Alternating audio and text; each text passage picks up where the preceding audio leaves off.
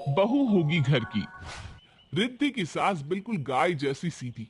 जो खाने को दे दो खा लेती थी, जो पहनने को दो पहन लेती थी, जो कहो वो कर देती थी। शादी के बाद सास का सीधापन देखकर रिद्धि ने पूरे घर में कब्जा कर लिया था। हाँ भैया, कैसे बिल बना दिया इतना ज्यादा? ये छोटे कपड़े, उसके तो 2 रुपए मैं बिल्कुल नहीं दूंगी। 1 रुपया होता है छोटे कपड़े का। बीबी जी वो कोयला महंगा हो रहा है, फिर 1 रुपये का तो कहीं भी रेट नहीं रहा। मैं नहीं कर पाऊंगा इतने कम में कपड़ों को आयरन। मेरा हिसाब कर दो, मैं कल से नहीं आऊंगा। सास कुछ बोलने ही वाली थी कि रिद्धि प्रेस वाले को पैसे पकड़ा कर भेज देती है। माँ जी, कपड़े अब सब खुद ही प्रेस कर लेंगी, ठीक है ना? हाँ हाँ ठीक है बेटा, क्या नहीं। सास चली जाती है हाथ में सूती की स्टार्च लगी कड़क साड़ी लेकर। पीछे से रिद्धि का पति रोहित आता है। रिद्धि, मैं ना 2 दिनों के लिए कानपुर जा रहा हूँ, मेरी मीटिंग है। कानपुर का नाम सुनते ही रिद्धि झूम उठती है। मैं भी चलूंगी, वैसे भी माँ को देखे 2 हफ्ते हो गए हैं। क्या है रिद्धि, माना कानपुर में तुम्हारा मायका है, लेकिन यहाँ माँ भी तो है। कैसे मैनेज करेंगी वो इतने बड़े घर में अकेले? माँ का ख्याल रखो, मैं 2 दिन में आ जाऊंगा। माँ को मैं पूछ लेती हूँ ना। वो हाँ बोलेगी तब तो ले चलोगी ना। पति क्या कहता। हाँ में सर हिलाकर वो निकल जाता है। अगले रोज रोहित के सामने, माँ जी वो क्या है ना, ये कानपुर जा रहे हैं, हमारे मायके। आप कहें तो मैं भी चली जाऊं, माँ से मिलाऊंगी, क्यों?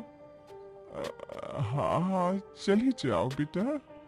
पर माँ आप कैसे मैनेज करोगी, खाना पीना घर की देख रेख? अरे अब क्यों बोल रहे हो तुम? माँ जी ने हाँ कर दी है ना, फिर आगे क्यों बातचीत कर रहे हो? जाऊं ना माँ जी? हाँ हाँ तो कर दी है। सास का किरदार इतना शांत, बर्दाश्त नहीं हो रहा ना आप लोगों से। लेकिन रुको, जरा सब्र करो। रिद्धि पति के साथ कानपुर का रास्ता पकड़ लेती है और पीछे से सास करती है किसी को फोन। हाँ विमला, आजा, गई चुड़ैल अपने घर। तो आ जाती है विमला, यानी कि सास की बचपन की सहेली। दोनों की शादी एक ही मोहल्ले में हुई थी, लेकिन रिद्धि के कारण दोनों का मिलन कम हो गया। क्योंकि अरे वो किसी और दिन बताएंगे ना, फिलहाल आगे चलते हैं। हाय रे कमला, कितना अच्छा लग रहा है तेरे घर उसकी जाने के बाद से। और नहीं तो क्या, घर में पूरा साय डालकर चिपकी रहती है। मुझे बोली मैं मैके जाऊं, मैंने कह दिया बोल दू जा, और फिर वापस भी मत आना, वहीं रहे अपनी माँ के पास। अरे तेरे ऐसे इतने भाग्य जो वो वहीं रहे। वो तो मूंग दलेगी तेरी छाती में, वो भी मारते दम तक। अरे क्या करूं, गलती कर दी जो इस चुड़ैल को बहू बनाकर ले आई। पता नहीं क्या समझती है खुद को। मुझे बिना तेरा दुख देखा नहीं जाता। लगता है जैसे वो सास है और तू बहू। अरे होगी बहू अपने घर की, बड़ी आई। रोहित के पापा जिंदा थे ना, तब से चौराहे का कल्लू ही हमारे घर के कपड़े प्रेस कर रहा है, लेकिन उससे भी लड़कर निकाल दिया। अब क्या मेरी कॉटन की साड़ी इसकी माँ आएगी प्रेस करने? माँ ही सिखा रही होगी कैसे सास को परेशान करो। अरे तू बात ही ना किया कर उससे। अरे मैं नहीं करती बात। जो बोलती है मैं हाँ कर देती हूँ। बस भगवान करे वो वहीं रहे। अब 2 रोटी खानी है, सुकून से तो खा लूंगी। दोनों सहेलियां अपनी बातें करती हैं, खाती पीती हैं और मजे करके विमला वापस अपने घर चली जाती है कि फोन की घंटी बजती है। किसका फोन आ गया इस वक्त? ये क्या, फोन तो उसी चुड़ैल का था, कानपुर वाली। माँ जी, विमला चाची से बात हो गई हो तो घर के मेन गेट की कुंडी अच्छे से लगा लेना। वो क्या है ना, चोर उचके बड़े घूम रहे गली में। किसी को पता चल गया ना कि अकेली हो तो पता है ना क्या करते हैं, हाँ? सास का तो मन करता है कि गला पकड़कर टेटुआ दबा दे, वो भी फोन से ही। अच्छा बहू, ठीक है, गुड नाइट। हाँ, फोन रखने की बात। बड़ी आई मुझे ज्ञान दे रही है। अरे 16 साल में शादी करके इसी मोहल्ले आए थे, यह कल की आई बताएगी कि कैसे रहना है। हाँ? सास आराम से सो जाती है। सुबह काम वाली आती है, वो काम कर रही होती है। सास उसे चाय बनाकर देती है। चल आजा, थोड़ी देर बैठकर चाय पी ले। वो क्या है ना, सारा दिन तो तुझे काम करना ही है, तू भी थक जाती होगी। वाह आंटी जी, आपके हाथ की चाय ना बड़ी मिस करती है मैं। जब से बहू लेकर आई हो खुद आराम से ना चाय पीती हो ना मुझे देती हो। वैसे कहाँ है तुम्हारी बहू रानी? अरे गई है अपना नीम के पेड़ में रहने, चुड़ैल। नौकरानी हैरान कि ये क्या क्या बोल रही है माँ जी। क्या क्या हो गया? सब ठीक है ना? और क्या, सब ठीक है। वो देखती है ना बहू कैसे हुक्म चलाती है। तूने देखा तो था मैं कैसे रहती थी अपनी सास के साथ। नौकरानी भी जो बहुत दिनों से मन में बात दबाए रखी थी वो फूट पड़ती है। हाँ माँ जी, और क्या सब जानती है मैं। और कैसी कैंची की तरह चप्पर चप्पर करती है सास। आप हो लेकिन लगता है जैसे आप बहू हो और वो सास। हाँ होगी बहू अपने घर की, ये मेरा घर है। लेकिन लगता तो नहीं है। दोनों बात कर ही रहे थे कि विमला चाची की भी एंट्री हो जाती है। सही कह रही है तेरी नौकरानी।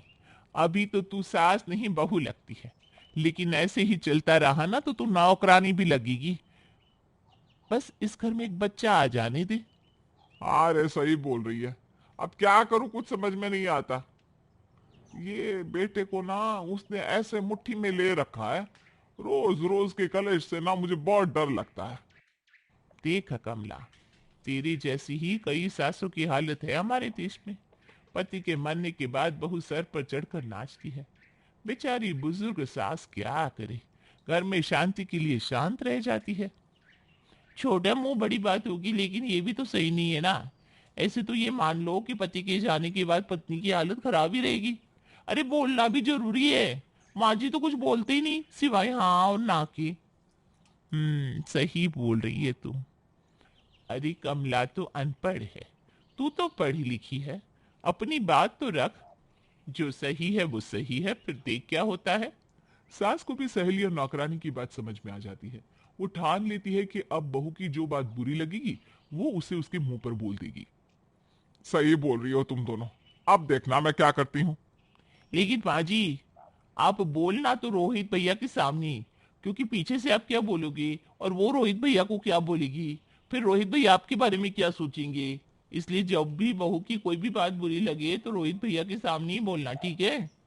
नौकरानी थी तो नौकरानी, लेकिन बात 100 पति की कर गई। विमला भी कमला को ये सिखाकर घर चली जाती है। फिर क्या, फोन बजता है। सास फोन उठाती है तो सामने से बहू का फोन था। अरे माँ जी, मैं और रोहित तो है नहीं घर में। बर्तन तो निकल नहीं रहे होंगे ना धोने के लिए, तो नौकरानी से दूसरा काम करवा लेना, ये नहीं कि चाय में बैठकर पंचायत करो। सास चूंकि भरी पड़ी थी। बहू तुम नहीं हो तो ऐसा तो नहीं है ना कि हम पत्ते में खाना खा रहे हैं। और दूसरे घर के काम तो तुम आ जाओ, नौकरानी के साथ मिलकर कर लेना। हमें बताने की क्या जरूरत है। वैसे तुम ना हमारे घर के लिए परेशान ना हो, अपने घर में रहो जब तक रहना हो। हम तो कहते हैं महीना लगा कर ही आना। वो क्या है ना, रोहित बोल ही रहा था अगले महीने उसे फिर जाना है। तो क्या बार बार आन जान करोगी हैं। अच्छा बहू, फोन रखते हैं। जो सास के मुंह से हाँ या ना में जवाब निकलता था, उसके मुंह से इतनी बातें सुनकर तो मानो रिद्धि के होश ही उड़ जाते हैं कि ये क्या हो गया। रिद्धि सारी बात अपनी माँ से करती है। तो तू ही तो मौका दे रही है कि लोग उनके पास आए और उन्हें भड़काते रहे। तू क्यों अपनी सास को अकेला छोड़कर आ जाती है। अब मधुमक्खी आकर कान में तो भिन भिन करेगी ही ना। सही बोल रही हो माँ, मैं कल ही घर जाती हूँ। हाँ लेकिन अब मैं नहीं जाने दूंगी। कैसे उसने कहा कि महीना भर वहीं रह। अरे हम नहीं रख सकते क्या तुझे। अरे महीने भर के चक्कर में सास पूरा घर हड़प लेगी। वैसे तो मैं आंख दिखा कर रखती हूँ। उसे पता है ना, पति तो जिंदा है नहीं उसका जो उसकी बात सुनेगा। बेटा है वो भी मेरी मुट्ठी में। बीवी और सास की बात रोहित सुन लेता है, लेकिन वो कुछ नहीं कहता। मुझे कल वापस जाना है रिद्धि, चलोगी ना तुम। चलोगी मतलब? क्यों, लेकर नहीं जाना चाहते हो क्या आप? हाँ रिद्धि तो यहीं रहेगी रोहित जी, वो भी पूरे 1 महीने रहे। मैं कल जा रहा हूँ, अगले महीने आऊंगा तो वापस लेकर जाऊंगा रिद्धि को। रोहित घर वापस आता है और देखता है माँ का चेहरा खूब खिला था। हमेशा साड़ी में रहने वाली माँ ने सलवार सूट पहना था, बाल खुले। माँ वो माँ लग ही नहीं रही थी जिसे वो छोड़ कर गया था। माँ कितनी प्यारी लग रही हो, तुम ऐसी रहो करो ना। रोहित माँ के गले लग जाता है। माँ मैं हूं तुम्हारे लिए, मैं तुम्हारी हर बात सुनूंगा। तुम मुझे अपनी हर बात बताया करो। तुमने आज तक रिद्धि की कोई शिकायत क्यों नहीं की मुझसे। रिद्धि तो तुम्हारी बहुत सारी बातें बताती थी मुझे। बेटा मुझे लगा था कि तू बहू के आगे शायद मेरी बात पर विश्वास नहीं करेगा। माँ बचपन में मैं कितना भी लड़कर झगड़ कर आता था, तू मेरा ही साथ देती थी, तो आज मैं क्यों तुझ पर शक करूंगा? माँ, मैं तेरा बेटा पहले हूँ, और बहू तो बहू होगी अपने घर की। ये घर तो मेरी माँ का है। माँ बेटा गले लग जाते हैं।